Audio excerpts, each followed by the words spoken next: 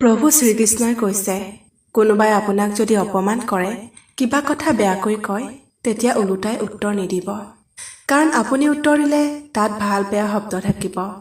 কিন্তু যদি আপুনি সহি সামৰি মোৰ ওপৰত ন্যায় এৰি দি মনে মনে আঁতৰি আহে, তেতিয়া ভুল কৰাজনক মই উত্তৰ দিম।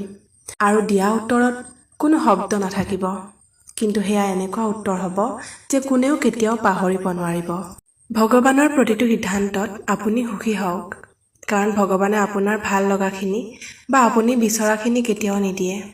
বৰঞ্চ ঈশ্বৰে আপোনাক সেইখিনিহে দিয়ে যিখিনি আপোনাৰ বাবে ভাল।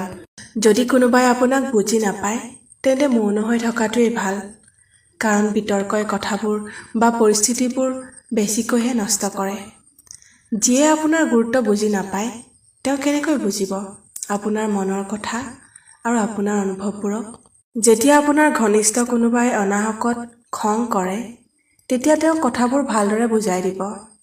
কিন্তু যদি তেওঁ বাৰে বাৰে অনাহকতে আপোনাৰ ওপৰত খং দেখুৱাই মিছা অভিমান কৰি থাকে, তেতিয়া আৰু আপুনি নিজকে বুজাই লওক যে এই সম্পৰ্কৰ বয়স উকলিল। আপুনি সম্পৰ্কটোৰ বাবে হাজাৰ কষ্ট কৰিলেও কেতিয়াও আপোনাৰ সংগীগৰাকীক সুখী কৰিব নোৱাৰিব। এটা কথা মনত ৰাখিব, যি সম্পৰ্কত আমি আনজনৰ সমস্যা, বিপদ, দুখ কষ্টত উচুপি উঠোঁ, সেই সম্পৰ্কতকৈ গভীৰ সম্পৰ্ক কোনো নাই। আৰু যি সম্পৰ্কই আমাক কান্দিবলৈ এৰি দিয়ে, বিপদৰ সময়ত এৰি থৈ আঁতৰি যায়, তাতকৈ দুৰ্বল সম্পৰ্ক আন একো নাই। প্ৰভু শ্ৰীকৃষ্ণই কৈছে, জীৱনত আন কিবা শিকক বা নিশিকক, কিন্তু মানুহ চিনি পাবলৈ নিশ্চয়কৈ শিকিব। কাৰণ মানুহ দেখিবলৈ যেনেকুৱা, ভিতৰৰ পৰা কিন্তু একেই কেতিয়াও নহয়। কিছু লোক বাহিৰৰ পৰা মন মোহিব পৰা সৌন্দৰ্যৰ গৰাকী হ'লেও ভিতৰৰ পৰা একেবাৰে কুৎসিত। শ্ৰীমদ ভাগৱত গীতাত লিখা আছে, মন একেবাৰে অন্ধ। মনৰ নিজস্ব কোনো জ্ঞান নাই। মনটোৱে একো নাজানে, সঠিকভাৱে পথ প্ৰদৰ্শনো নকৰে।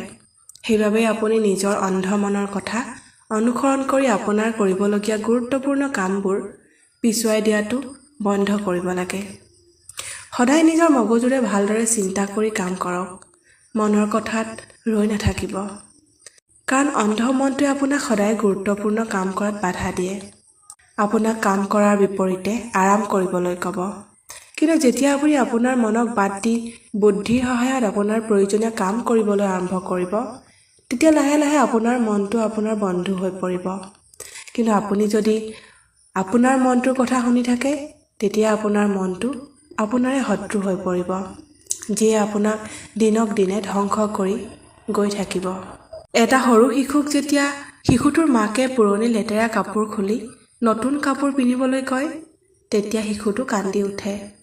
কিন্তু মাতৃয়ে নিজৰ সন্তানৰ বাবে কি উপযুক্ত সেইটো জানে, আৰু সেইবাবে শিশুটোৰ কান্দোনকো আওকাণ কৰি কাপোৰযোৰ সলনি কৰে।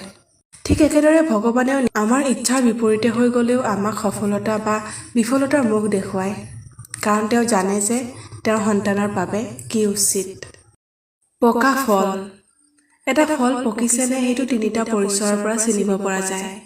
প্ৰথমতে ই যেতিয়া কোমল হয়, দ্বিতীয়তে ই যেতিয়া মিঠা হয়, আৰু তৃতীয়তে ইয়াৰ ৰং যেতিয়া সলনি হয়। একেদৰে এজন পৰিপক্ক ব্যক্তিৰো তিনিটা পৰিচয় থাকে।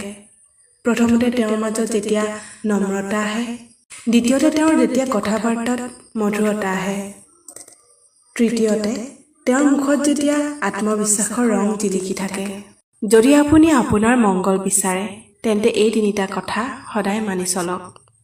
কাকো বেয়া বুলি নাভাবিব, কাৰো বাবে বেয়া কামনা নকৰিব, আৰু কাৰোৰে ক্ষতি হোৱা কাম নকৰিব। মূলতঃ সকলো বস্তুৱেই ঈশ্বৰৰ এটা অংশ। সেইবাবে সকলোকে শ্ৰদ্ধা, সন্মান কৰিব লাগে। আপোনাৰ লক্ষ্য সদায় উৎকৰ্ষৰ দিশে হ'ব লাগে।